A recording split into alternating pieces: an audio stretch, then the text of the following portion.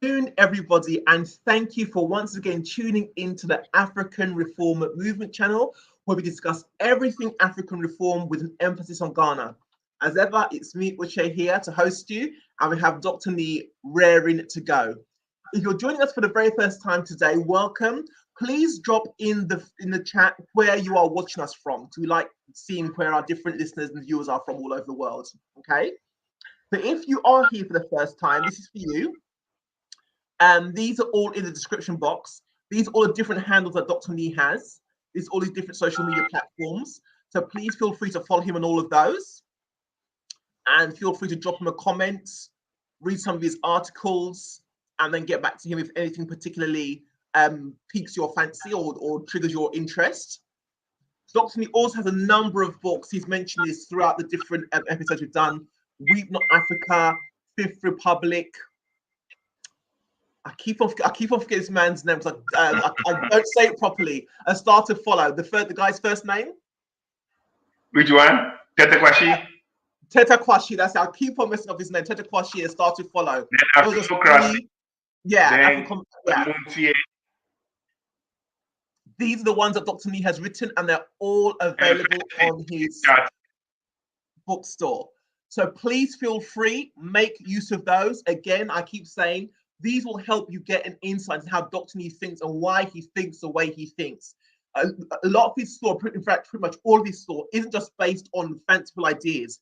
He's done the research, he's observed, he's been in different political climates, so he knows why he's saying what he's saying. As you read these books, you'll also get understanding of where he's come from and why he's arrived at the conclusions that he has. Okay? So, today, the topic is what is to be done? Political, economic, social, technological challenges facing Ghana, or PEST for short. So, Dr. Nee, welcome, and over to you. Thank you very much, Uche, from winterish Australia. And I want to welcome all those who have made time to be with us this morning in Ghana. Today we are talking about what is to be done, the best challenges facing Ghana. Just before I start, I want to bring to your attention that Standard & Poor Global Rating Company have downgraded Ghana from BB minus, I think, to the C category, CCC plus, and they claim that the outlook on Ghana is quite negative. That is the credit rating, one of the 3 top credit rating companies in the world. For you to have a correct perspective, Moody's, another rating company, brought Ghana down to the C grade in February. At that time, there was only one country in that C grade, and that country is called Sri Lanka. Okay. In February, we are now in August, right? So 6 months ago, Sri Lanka was the only one in the C grade. Today, we fully join Sri Lanka in the C grade. So those of you who believe in prayers, pray. Otherwise, what fell with Sri Lanka may befall Ghana. Okay. When the cause is the same, the effect doesn't change. All right. Let's start moving. We are talking about PEST challenges: political, economic, social, and technological challenges facing Ghana. To say that Ghana is in trouble is an understatement. I'll start by saying the first slide, the cause is politics. Everything else is the effect. Nkrumah put it differently. Good old boy, he put it differently.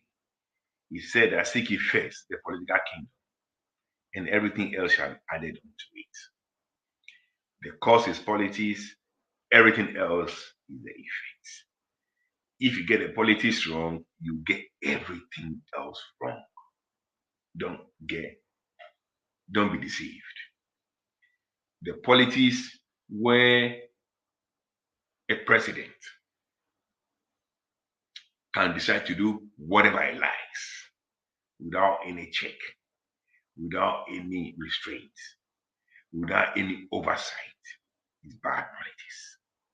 And trust me, the effect will equally be bad. What's to be done? The best challenges facing Ghana. The cause is politics, everything else is the effect. Next slide, please. So now we are where we are today because our country is on its knees. Recently, the finance minister went onto the international capital market.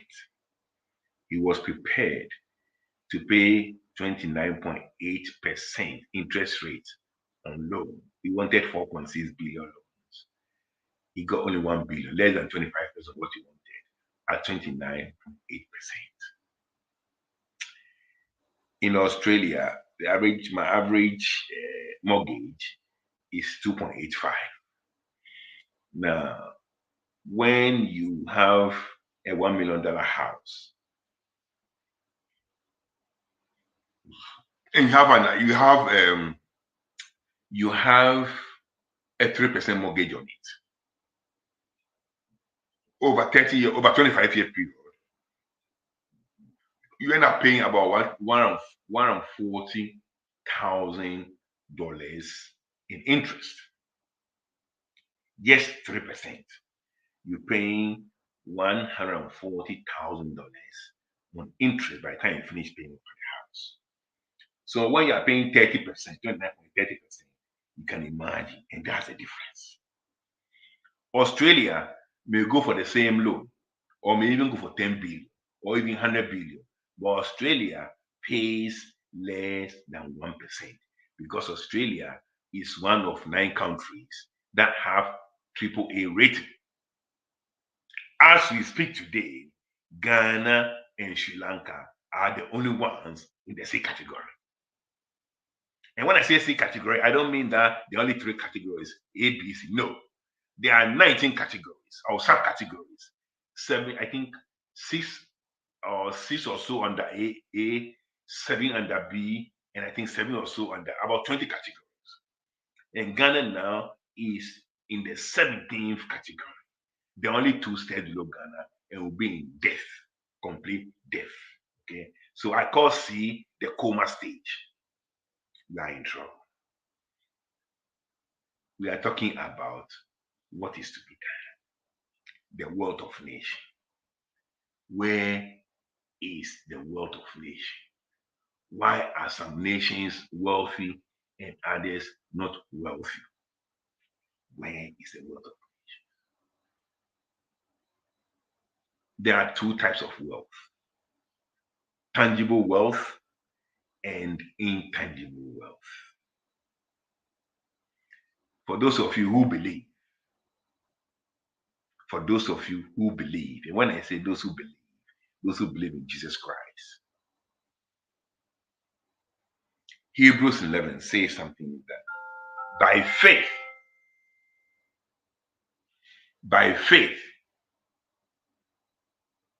we know that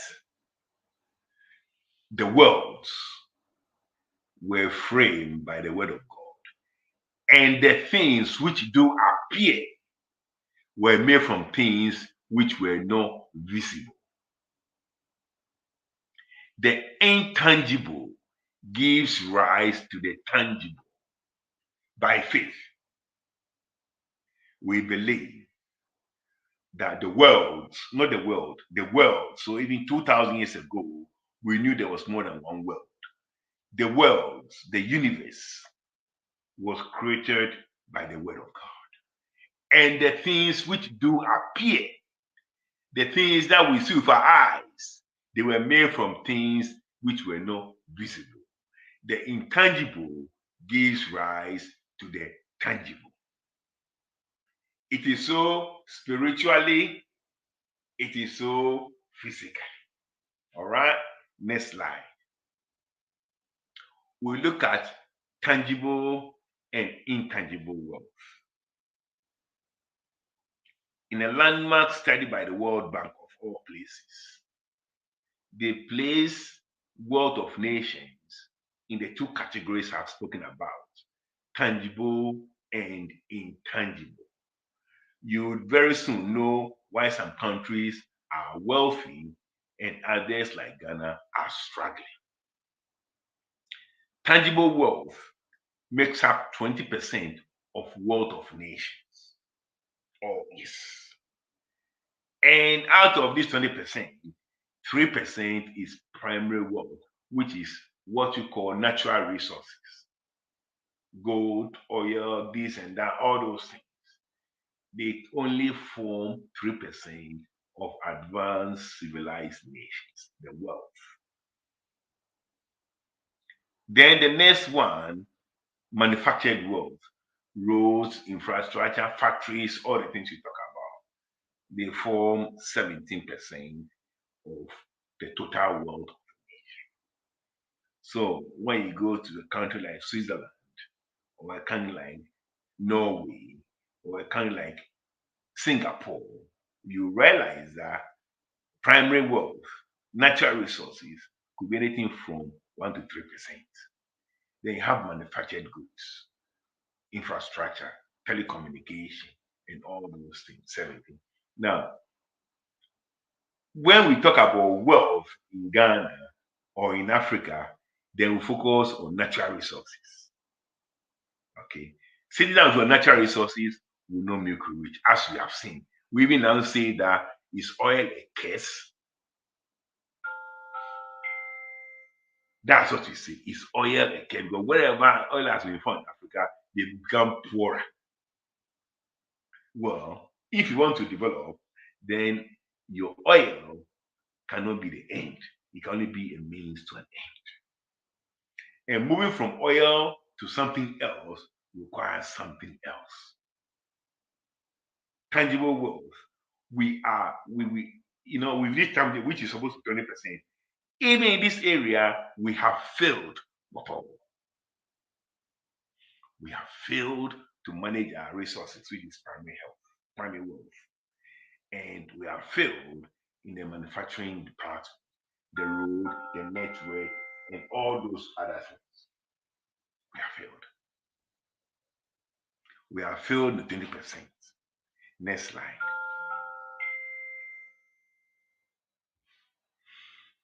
Intangible. The intangible makes up 80%. 80%. And in the 80%, 57% of this 80%, or 45.6% of the whole wealth of a nation is in rule of law. So when there is no rule of law, even in abundance of natural resources, you'll be poor.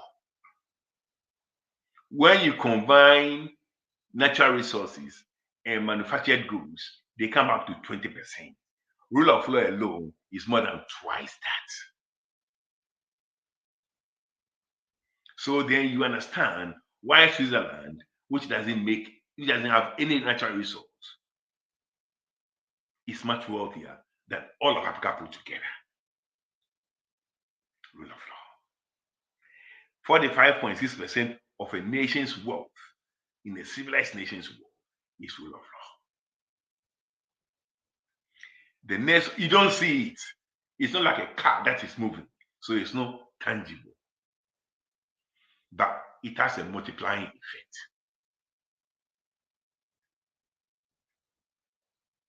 The next one is education.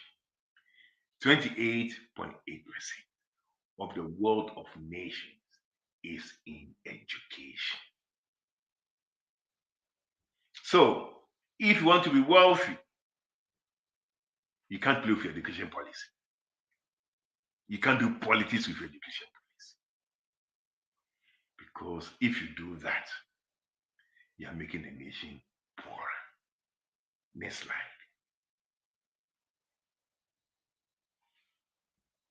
Rule of law. What does that mean? It means independent judiciary. It means effective governance. It means safety and security, proper policing. It means property rights. Now, when you put all together, when you sum all this up together, it is good constitution and good leadership. When you have a constitution that allows a president to appoint as many people as he wants to the Supreme Court and undermine the Supreme Court, or the potential to undermine the Supreme Court, then you are in trouble. When you have a constitution that gives the president the power to overturn the issue of the Supreme Court on the basis of prerogative of mercy or whatever they want to call it, you are in trouble. Now, what this independence of the judiciary means is that, for instance, we are now in crisis.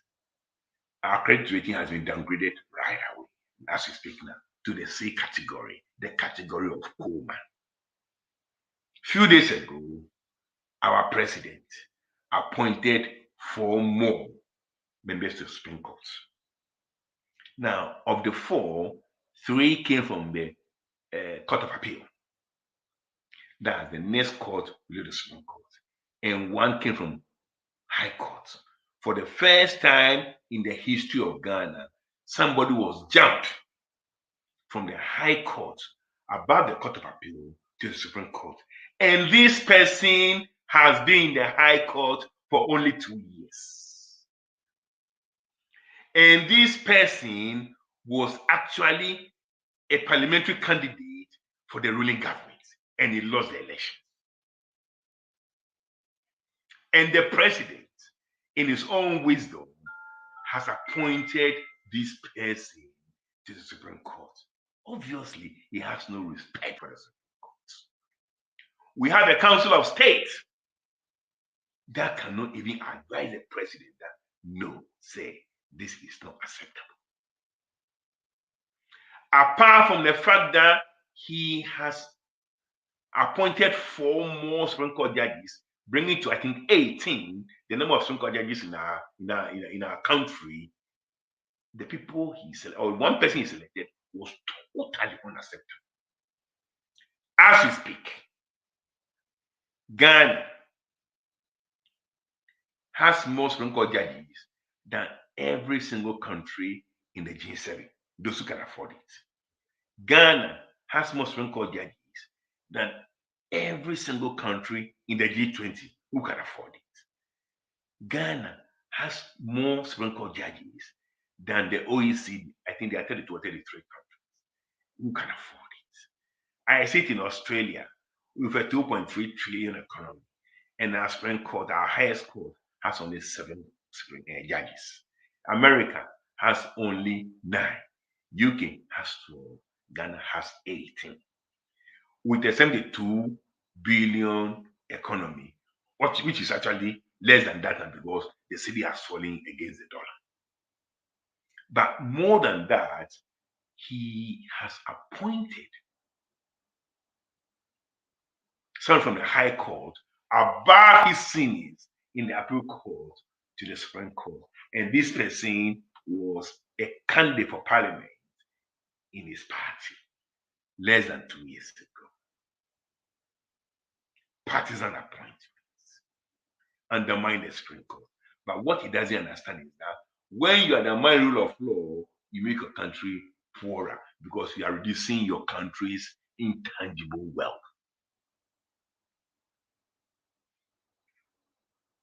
It's a serious matter. You see, people just think that running a country or go and collect loan, do the no. That's not why we are poor. We are poor because there is no rule of law. It did not start now. This country was dead on arrival. In 1963, Nkrumah sacked his Chief Justice because of a treason case against his own lieutenants, Tai Adamafio, Akwaje, and Kofi Krab. He undermined the judiciary. He made the country poorer. Or you can build all the factories you want. You can build all the farms you want. You can build all the roads you want. You can do whatever you want. But I'm telling you that all of that is only 17%. Rule of law, effective governance, safety and security, property rights, and the rest, they form 45.6%. When you undermine them, when you destroy them, you will be poor. When I talk about constitution, when I talk about good leadership, I'm not scratching the surface. I'm going to the root of our problems. What is to be done? Rule of law. Rule of law. I can tell you this. If we do not change our politics, we're not going to go anywhere too soon.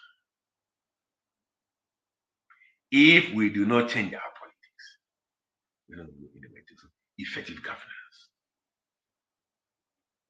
We're supposed to have council of states. We pay them big money. They have not once disagreed with the president. Effective governance. We have parliament.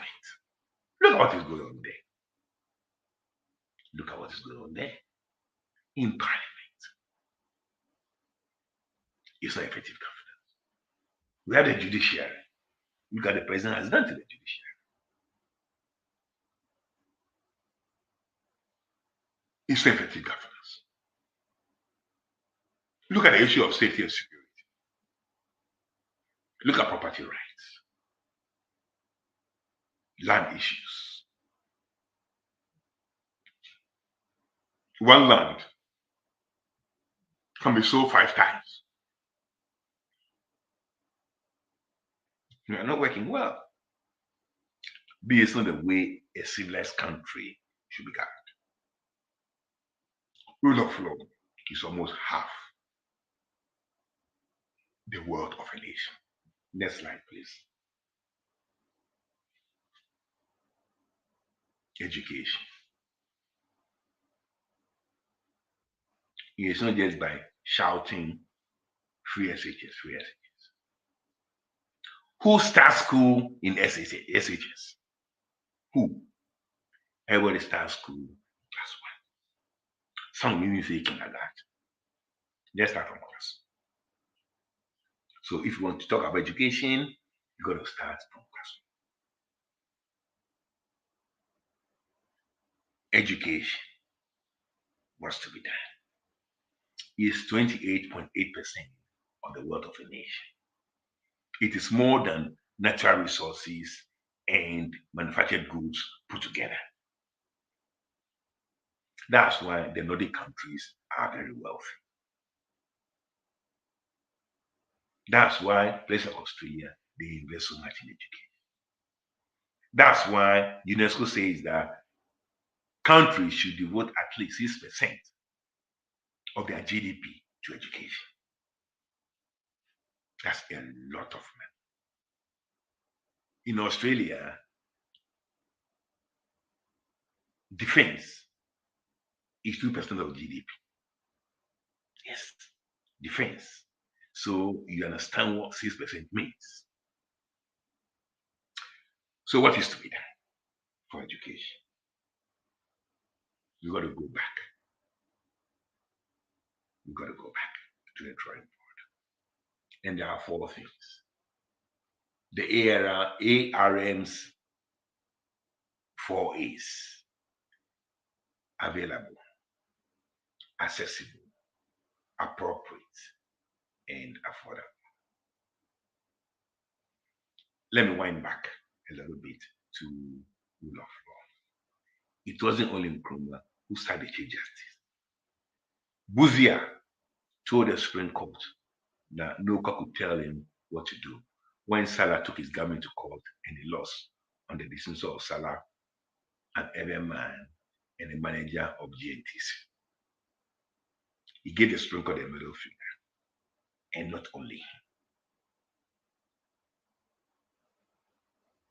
Rawlings came and 3 judges and were abducted and killed. That undermined the judiciary. And Kufuor came and packed the Supreme Court to get a desired outcome after he lost a case against Chachutika. And Mama came and overturned the decision of the Supreme Court for those multi-3 boys that undermined the judiciary. You see, these people have diminished our intangible world. And Akufo-Addo is the worst of all. So we are getting poorer.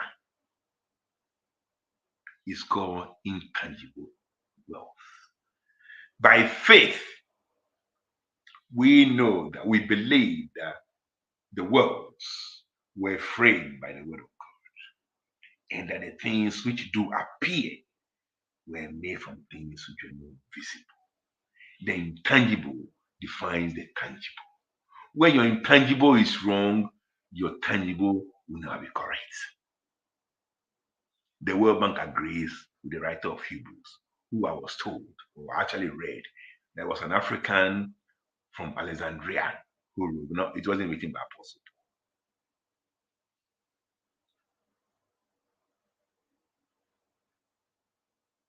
The intangible defines the tangible. Intangible world, 80%, tangible world, 20%. We have failed the tangible world, we cannot even manage our own natural resources. And as for the intangible, we have not even started. I think in 1971, when they formed the UAE, I think petroleum also was maybe 90 or 90 something percent of their economy. I think today, as we speak, petroleum is only about 6% or so. They moved away from natural resources. They move away. Well, there's rule of law, and they're educating their children properly. So, coming back to education, what is to be done? UNESCO says 6% of GDP should go to education. Council used 10 to 12% his whole 50 years in power, and the results are there to show. They are exporting doctors, teachers, soldiers to everywhere in the world. Because, like Jesus Christ said, if somebody asks you to go 1 mile, go 2 miles. UNESCO asks us to go 6%, they went 12%. And the results are there to show. What is to be done? Apart from the Constitution, that will bring the rule of law. The next focus is education. That is what I will do. And education means that we are going to have 10 to 12% of GDP for education. The first time Ghana crossed the 6% threshold was 1976 under General Achang.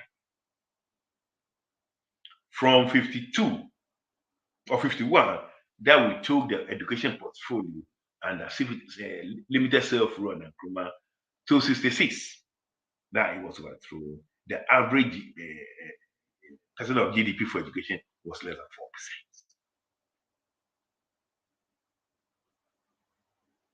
4%. And not only that, a disproportionately large part of that money went to boarding secondary schools. So the good idea of the experimental schools that Nkrumah thought of in 52, that it started, he couldn't roll it out for 14 years. They remained experimental. And that is the fundamental problem of education system, the weak public school system. Acheampong came, I like Kutu. Let me put it on record here. The 3 heads of state of Ghana that I like: Kutu, Liman, and Atabills. All right. And one day I'll tell you the reasons why. Kutu came with a good mind. But I think his focus on the JSS then was a bit misplaced. Kutu should have taken over the experimental schools that were not rolled out and should have finished that before thinking, because nobody starts school in JSS. But he was quite keen to abolish the secondary the common entrance exam. And Rollins came, he also went back to the same JSS.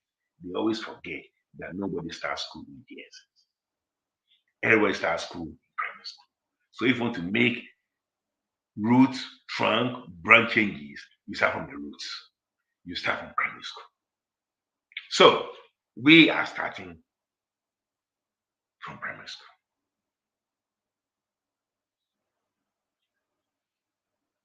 In 1918, Sir Clifford Hughes, then the governor, brought out the colonial government's plan for education. And the first thing was that every African child, boy or girl, should have at least primary education. The white man understood it. 1918, over 100 years ago. Today, we still have Ghanaian children who have no primary education. So we have failed. We have failed. Education available. Available means that if there are 5 million children, then there must be 5 million desks and chairs for them, wherever they are. So that is availability. It must be available. Because of lack of availability, I went to a school system which was very elitist, which was very pyramidal. 1,000 will start from class 1, 10 will finish in university. And at every stage, there had to be examinations to drop some people. The state actually made up a mechanism to stop children going to school or continuing school. The state says that, no, if you cannot pass common entrance, then that's the end of you. If you cannot pass O levels, that's the end of you. If you cannot pass A levels, that's the end of you. That was state sanctioned. And it was because the places were not available. They built primary schools and there were no 100,000 primary schools, 100,000 places in primary school, 10,000 places in secondary school. So only 10% will progress. We want cylindrical education system. So you go to class 1, and the first time you do exams is year 12. That's what happens here in Australia. That's what my children went through. And I don't think I'm better than them. I wrote so many exams before I went to university. I wrote 3 exams. They wrote only 1 at year 12. And I'm not better than them. I know that for a fact. We need a cylindrical education system, not a pyramidal one. So that when people go to class 1, they know they have access. I'm talking of second part, accessibility. They have access to the whole system until year 12. Then they can write their exams, go to university, go to polytechnic or whatever. But it must go through accessibility. They must have, the state cannot have a mechanism to drop its own children from continuing school. If somebody drops out for whatever reason, that is fine. But the state, the completion rate in my state of Victoria is 98.5. That is, if 100 students or people start school in class 1, 90.5 will finish. What is in Ghana? So when you have a system, you cannot compete. Inappropriate. The appropriate here can mean different things. But let's focus on this appropriate, the curriculum. The curriculum. The curriculum. We need the appropriate curriculum. We're not going to advance. We're not going to create wealth if what we learn does not lead to world creation.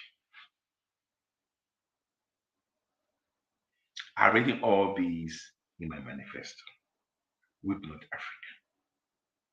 I can talk about this forever. I've even written a skeleton of the curriculum, the way I see it.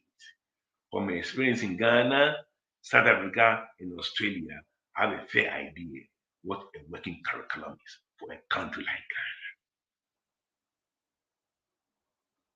The curriculum must be appropriate. What you are doing there is an absolute joke. We went to school to pass exams and to progress. I don't believe we actually went to school to study, to learn, and to advance the frontiers of knowledge. Sometimes when I talk about things I learned in O levels or at O levels, people write to me, "Hey, Nee, are you sure?" Of course, I'm sure. As I'm sitting here today, I can write the O levels exams again. And I'm quite serious. I still remember.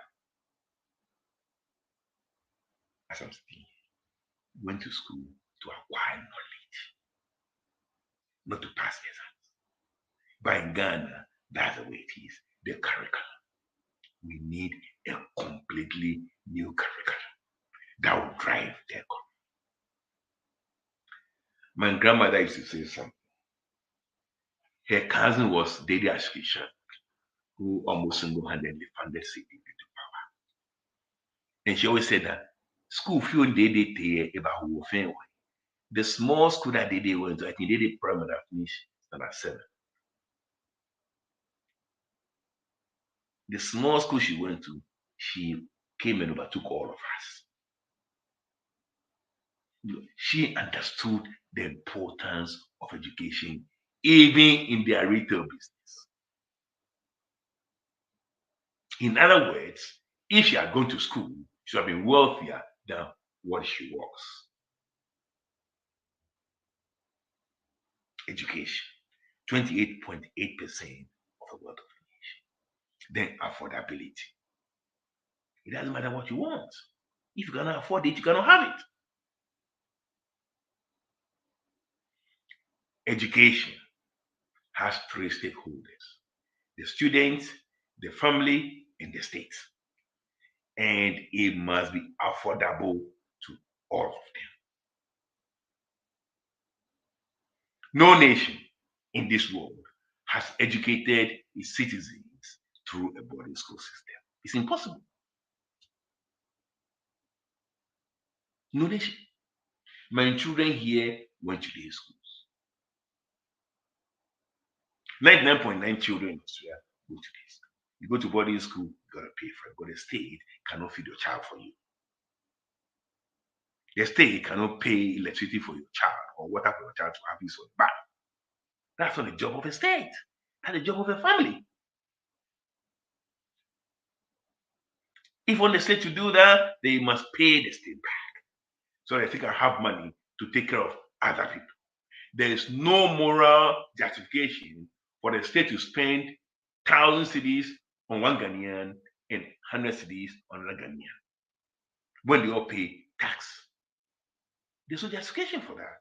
There's no justification for the state to subsidize the education of the wealthy in Achimota School, in Wesley Girls, in Presec, in Adisado, in Prempe, whilst the children of the poor in Ebenezer, in O'Reilly, in Othas, in Osu Presby, they struggle. There's no justification for that. Affordability. What we will do, say, is that if we decide 12% and we have 12 years pre-investing and we decide we're going to spend the money here, let's forget about investing for the time being. Then what you have to do is to make sure that at least half of this money is going to public primary schools to roll out the experimental schools, so that every public primary school becomes like a mercy primary. That's what every child deserves. We are going to, whatever money we need from the education budget to do that is what's going to happen. What the white man said in 1918, Clifford Hughes said in 1918, that the African boy and girl, each African boy and girl must have at least primary school education. We're going to do it in a grand style. That is what we're going to do. We're going to upgrade primary school. And then from primary school, we go to JSS. Now, we have about 22% of JSS students in the private sector. Actually, 22% of primary school and JSS in the private sector. Well, about 78% or thereabouts in the public sector, which has made it a lot easier. When I went to class 1, more than 99% were in the public sector, only 1% or less was in the private sector. So it's a lot harder. Now it's only maybe 3/4 in the public sector. So we have a smaller number of students relatively to deal with. So the money is going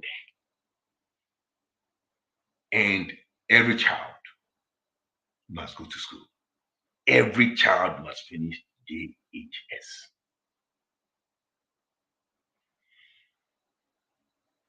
And for that reason, it must be free.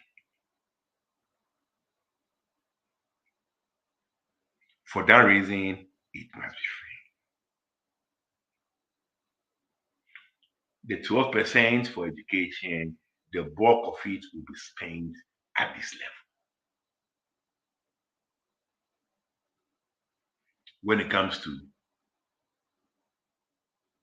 SHS, and I'm saying this very, very clear. When it comes to SHS, it must be affordable. And I believe that if we have community high schools, like Chief Obafemi Awolowo did in Western Nigeria, when he was premier from 1952 to 1960, before Nigeria gained independence. If we have community high schools across Ghana, it becomes affordable to both parents and the state. Anybody who wants to go to boarding, no problem, but you will have to pay. If the state spends 100 cedis on a day student, the state will credit you 100 cedis if you go to boarding. But if the fees is 5,000, you pay 4,900. Well, that is a choice. I call my education policy the aeroplane model. The state is going to give economy to everybody. Everybody will find a space in the economy, the state. Those who want to go to business class, they will have to pay. And that's a boarding school. That is a choice. It's not a privilege. Because we have to make it available to everybody. Even if we decide to give all our budget to education, we cannot educate everybody in Ghana through the boarding system. It's impossible. And there's not a single example of that anywhere in the world. This is what has to be done. Education, rule of law, and we know we are on the way to wealth creation. Nothing else will work. Trust me. Nothing else will work. That's why Africa hasn't worked. But we don't even understand that wealth is made up of tangible and intangible parts. Oh, natural resources. What is natural resources? What is natural resources? It is good to have them. But it's like giving money to a drunkard. The more money he gets, the more alcohol he drinks. That's the way we are. The more natural resources we find, the poorer we become. because there is no rule of law and we are not properly educated. Next slide. How will all these things happen? Change the politics. Change the politics. How do we do that? Well, win a soul a week. People ask me, oh, Nee, when are you coming back to Ghana? No, why do you want to go to Ghana? Win a soul a week. Don't send me Ghana web stories. Don't send me jokes. Don't send me those things. They actually irritate. Send me people you have won. Send me people you have won for the cause. That's what I want from you. I don't need Bible quotations. I don't need jokes. I've had enough jokes. I read the Bible all the time. Send me people you have won. Don't send me gossips and scandals. I don't need them. What do I need gossip and scandals for? Win a soul a week. If you win a soul a week and you charge the person to also win a soul a week, yeah, you don't even need me there. In a month, from your own little what do you call it? You see that you have 50 people and it keeps growing. That's the way we can change the politics. Otherwise, you faint, you bash, you cash, you walk. Okay, you all go and pee, you go and lie down, and you sleep. Nothing will change. You can cry till you turn blue. Nothing will change. I'm telling you, it's not a joke. It's serious business. How will all these things happen? Change the politics. Rule of law. Let the correct consume come. Let the correct leadership come. Let the correct education system come. And Ghana will be a paradise.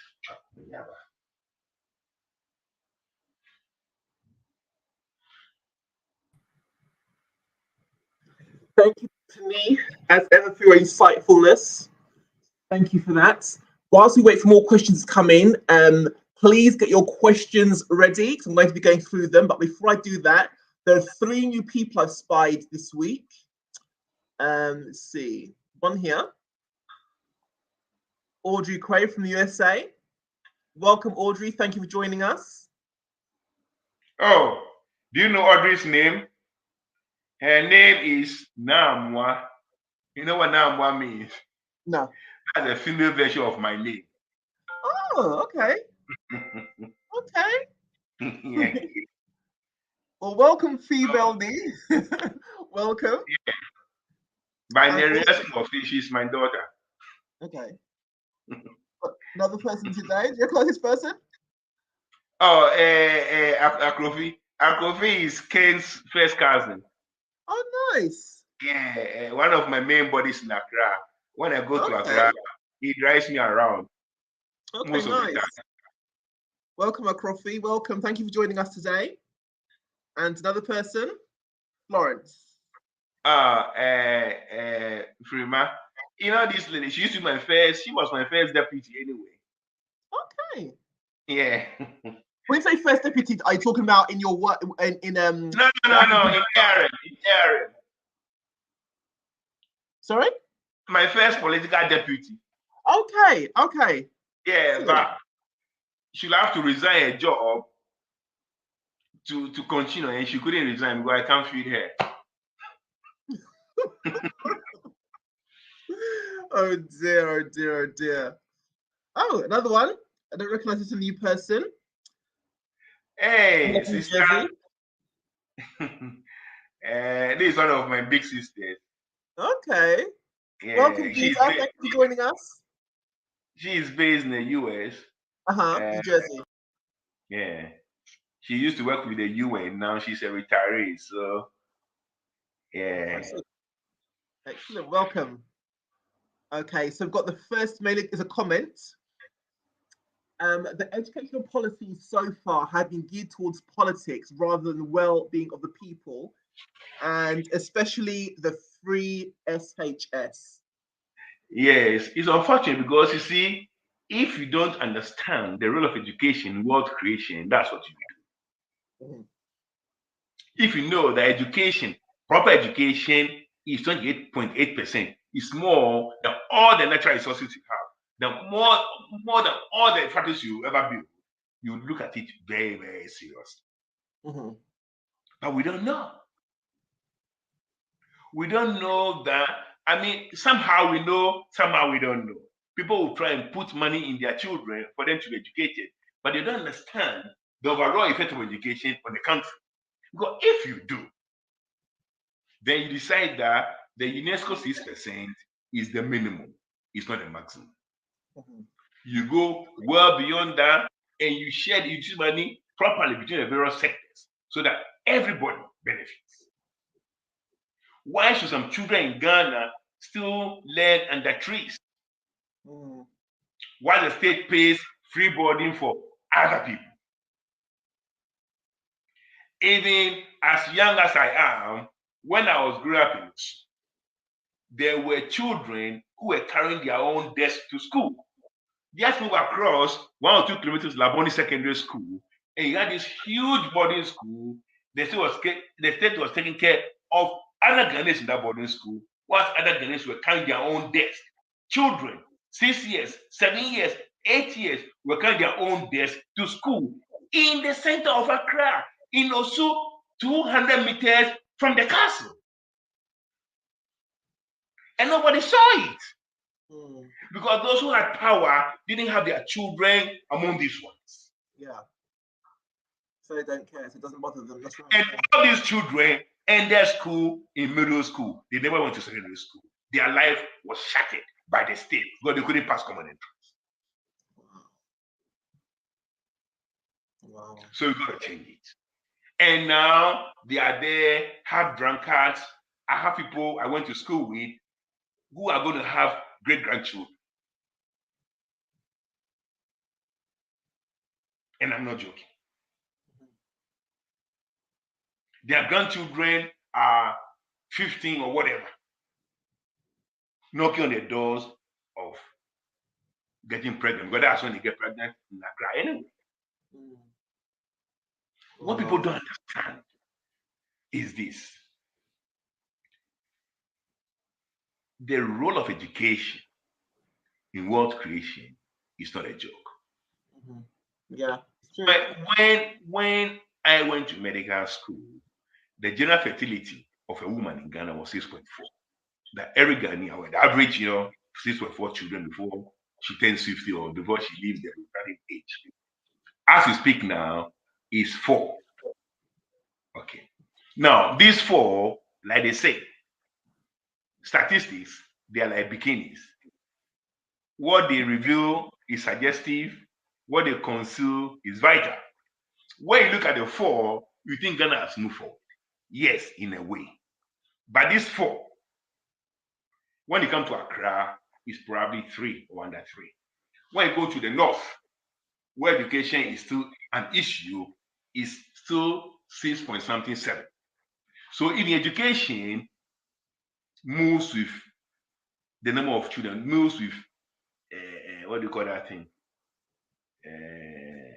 Number of children. What do you call that thing? Yeah, number of children a woman has. Of those in my class in medical school, only one woman has 3 children. I remember you saying, yeah. Yeah, only one. Mhm. And those I went to secondary school with, I think the largest number of children is 4. So what it means is the longer a woman stays in school, the fewer children she has, and the better she will care for those children. Yeah. And that's all part of the reproductive cycle. The productive cycle, the productivity. So many things. Female I guess. education. You read female education in my book, Weep Not Africa. Mhm. And you know what I read about female education. Okay. we are in trouble. Kenneth says, me, I'm particularly concerned about the further appointments made by Nana to the Supreme Court. What is the rationale behind this, if there's any? There is no rationale apart from politicizing the Supreme Court and sandbagging himself, just in case something happens. Then he start the place with all his people. You will never lose any case when it's out of power. Mm. Okay, so I mean, we have 18 Supreme Court judges in a country of 31 million with a GDP of 70 billion. You know the GDP of Melbourne? The GDP of Melbourne, 25 times, is almost 500 billion. Mm. Yeah. Yeah. It's 25% of 2.3 trillion. So more than 500 billion. And Ghana is 70 billion. I'm not talking about Australia. I'm talking of Melbourne City, Victoria. And we have 18 Supreme Court judges, and Australia has 7. So we are joking. So, Ken, the rationale is politics. And the problem is that there is no effective governance. Nobody can tell the president, no, we don't agree with this. Because he appoints all of them. Their daily bread depends on him. Like Chairman Sambuso said, the president appoints over 5,000 people. He appoints the whole country. The constitution has made the head of state equal to the state. So challenging him is challenging the state. But above the number is actually taking somebody from the High Court above appeal court to the Supreme Court. It's never happened in Ghana history. And the person has been in the High Court for 2 years. He appointed him to High Court for 2 years. And the person was a member of his party, actually a parliamentary candidate, and he lost the elections. And he's taking him from High Court to the Supreme Court. And nobody says anything. Even the opposition NDC, they are busy saliva drooling.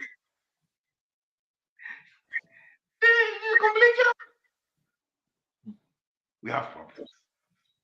Okay, no comments. This is in 2 parts. I'll give it to you 1 part though. The issue with land title registration affects the economy more. Affects the economy. I think it means more than we think. We can solve that with technology. The number 1 source of funding for entrepreneurs in the US is their mortgage titling. Then he says, when people can be given rights of ownership to a portion of wealth without penalties, the effect on the economy is unbelievable. Land title, property registration, etc. 100%, Hubert. I agree with you 100%. If it comes under property rights, and land title is crucial. Look, my daughter is doing conveyancing law now. She left, she finished whatever in August. Like, wait, it's a year now. Wow. She's doing conveyancing law, and the stuff that she tells me, you know, when they say an advanced country, it's not about buildings. So it's not about even roads. It's about the system, about property rights, land title. I mean, you don't even have to worry your head about anything. Everything is there. Nobody sells land to you and sells to another person. It's not possible. So, Hubert, I agree 100% with you. The effect of land registration on the general economy is way much more than what we want to think. You're 100% correct. Thank you. Mm-hmm. And you just finished up by saying the West has mastered the idea of titling. This is why individuals are wealthy. That is true. Mm-hmm. That is true. Okay. We don't even understand it. Mm-hmm. You see, we haven't even started. Because there is so much propaganda and lies in Ghana and West Africa and Africa. The fundamentals, how to build a nation, how to build a state, is completely lost on us.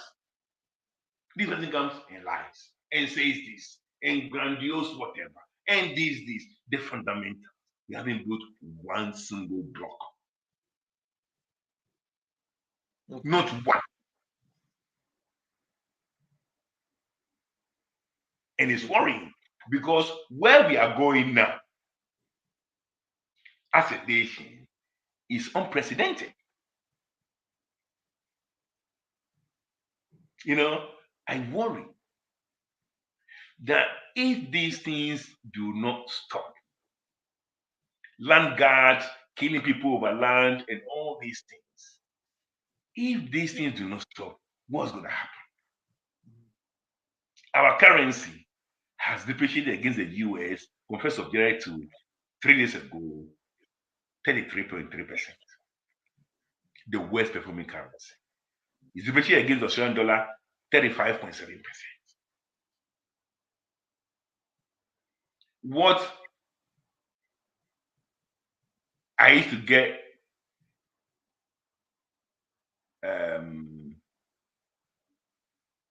what I used to send to Ghana in January in cedis, I can send the same amount now, less 35.7% Australian dollars. It's crazy. And it's going to be worse. You know that. I said it here. As long as there's no international finance to plug the hole in our fiscal deficit, Ghana government will have to rely on Bank of Ghana to print more money. If you print more money, we increase the supply of money. Cedi becomes cheap and it will drop. Now, the way we are going, the cedi may hit, the dollar may hit 10 cedis before the end of the year. And the rippling effect of that can be worrying. Can be very, very worrying. So can I just ask you, I believe at the beginning you said that Ghana is now in C grade with Sri Lanka. Yes. Is that correct? Okay. Yes. So now, what do the next days ahead look like for Ghana? Well, the C has, I think, 3 or 4 categories. We are in CCC plus, then there is CC, then there is C minus, there is CC plus, I think there is C minus or C plain C, C minus, and go to DEF. DEF means that done. No economy, no state. Now, what it means now is that our risk profile has worsened. So even the 29.8 that the finance minister got for the loan we contracted recently, if it goes back, it could be 35%. Because we are riskier now than then. Wow. So it's very, very bleak. What government is going to do under these circumstances is that they'll buy the bullet and print more money. That's what they're going to do. What, I don't know. I think, correct me if I'm wrong, but didn't something similar happen to was it Zambia, Zimbabwe, and they had to start now their own money worthless, and then they had to start dollars. And I think it was like some years ago. Didn't Zimbabwe or was it Zambia had to do the same thing? Their own currency worthless. Zimbabwe, yeah, it was Zimbabwe. Yeah. Zimbabwe, yeah. And now dollars became the currency. Yeah, they had to print more money, and the currency crashed completely. Yeah. What's going to happen in Ghana? What may help Ghana a little bit? I don't know, but we have our cocoa payment season in November, so they'll have maybe a couple of billion, or then they will go to the reserves, go and get the reserves to buffer the cedi, but it's not sustainable. But cocoa money will come in the next few months, so that may help a little bit. But it's still band-aid dressing. The fundamentals are still what happened. Yeah. Do you see what happened in Zimbabwe happening in Ghana? No, we can't get to Zimbabwe's level. I don't think we'll get to Zimbabwe. I don't think we'll get to where Zimbabwe got. Honestly, Zimbabwe case was very special because the Zimbabwe problem was sanctions. Okay, it was sanctions against Mugabe for the farm takeovers. Oh, that's right. of the white farmers. That's right. Okay. That's right. So that's a bit That's different. right. The dynamics are a bit different. Okay. Now, in Ghana's case, it's actually internal mismanagement. Okay. Yes, it's internal mismanagement and gross corruption. What I can see happening, is, well, we get some money from, that is, if you can get a syndicated loan to buy the cocoa, because from 1957 up to today, we've never had our own money to purchase the cocoa. We go for syndicated loan, buy the cocoa, pay them, and take the difference. That's what we do. All right. If we can get that money, cocoa money, it will soften it a little bit, but not for long.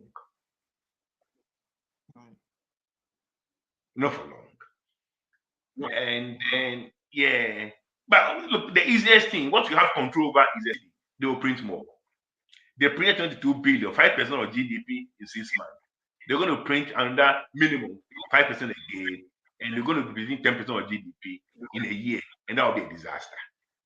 For inflation, for interest rate, for effect on the city, for purchasing power, and for employment. I advise them. But for me, if they know that. So again? That's another time that if they want to increase their revenue in the short term, then if they want to tend to the ports, I'm going to write about this again properly. If they want to tend to the ports, then what they have to do is to fix the exchange rate. You see, in 2021, the average exchange rate, average cedi to the dollar was 5.5. Now, if you want to have the same revenue as 2021, then you got to keep the exchange rate at 5.5. Fix it. But if you allow the exchange rate to float on the market, now it's 8.5, forget it. People are not going to import. But they will pay too much because they index our import duty in dollars and they change it to cedis. So the more the cedi falls against the dollar, the higher the import duty in cedis. Right. It's not going to work. It's not going to work. I call it sandbagging. You sandbag the place, protect against the falling cedi by fixing the cedi to the dollar at the port.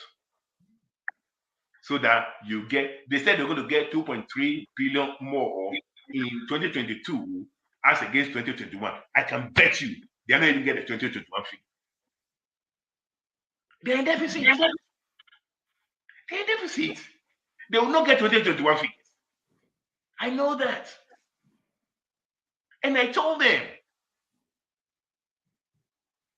That the 36 billion cedis that they say is going to be the deficit is going to be around 50 billion. The 6.9 they were expecting for e-levy is going to be, they're going to get less than, it's going to get about 600 million. They're losing 6.3 billion. That's already sent the deficit to 43. And I thought that it's going to be 50 billion. And they're not getting the 2.3 from the ports. So that's why I sent the deficit to 45 plus. And I thought it was going to be about 50 billion. And that'll be a disaster. Because they have to print that amount of money to balance the budget. That's what it means. But maybe sometimes printing the money is the worst thing you can possibly do. Yes, but that's the last resort. Because they are not getting money from outside to fill the hole. I mean, now they decided to give cola, what I think, some allowance to workers in Ghana. I don't know the total value, but it's going to run into billions. Okay, so they have to print that money too. They have to print that money. Because in the first 3 months of the year, the money we paid on our loans, the interest and the principal amounted to 108% of all money we collected. So the money we paid was more than money we collected. We had to get money from the reserves, add to it. Mm-hmm. How is that sustainable? Anyway, Well, no. I, So I don't want us to get to. I don't want us to get to Sri Lanka. But if things continue the way they are, we will get there. And then everybody will run away. Yeah, he ran away. I mean, the reality is, if the government keeps on ignoring the problem and ignoring the correct way to fix the problem, the reality is Ghana is going to end up in exactly the same situation that Sri Lanka is. It's almost like unavoidable. Yes. Is that fair? Only the two of us are in the same category as we speak. I mean, we are leading Africa, the most distressed country. We are leading Africa. So why wouldn't we be there with Sri Lanka? But Sri Lanka has had 27 years of civil war. We've not had any civil war.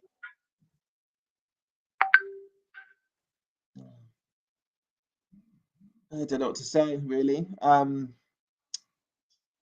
mean, all you can do is just like keep on telling people to pay attention to what's happening, and like also, Dr. Lee, what I'd like for you to do is like as the weeks and months go on, if you can start thinking about practical ways, I'd know that Ghanaians can, I don't know, protect themselves, help themselves. Like for example, like we're having like the cost of living over here is a big deal. I'm sure you've heard of it. They're trying to tell us how to different emergency measures we can take so that it doesn't bite too hard. It's gonna hit, everyone's gonna get hit by it, but just different ways we can buffer ourselves against it, doesn't like completely wipe us out. If there's any thoughts, plans, anything you can think of in the next weeks or months that Ghanaians can like implement to try and protect themselves against what this might mean for them financially or whatever going forward, that'd be really useful.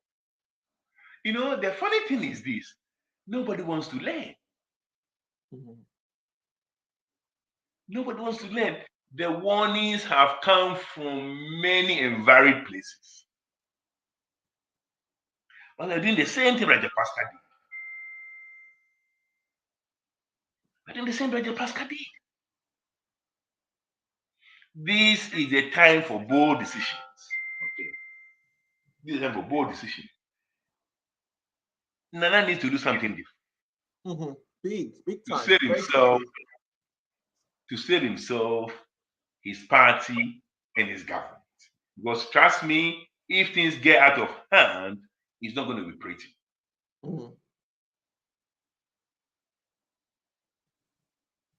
Yeah. If things get out of hand, it's not going to be pretty.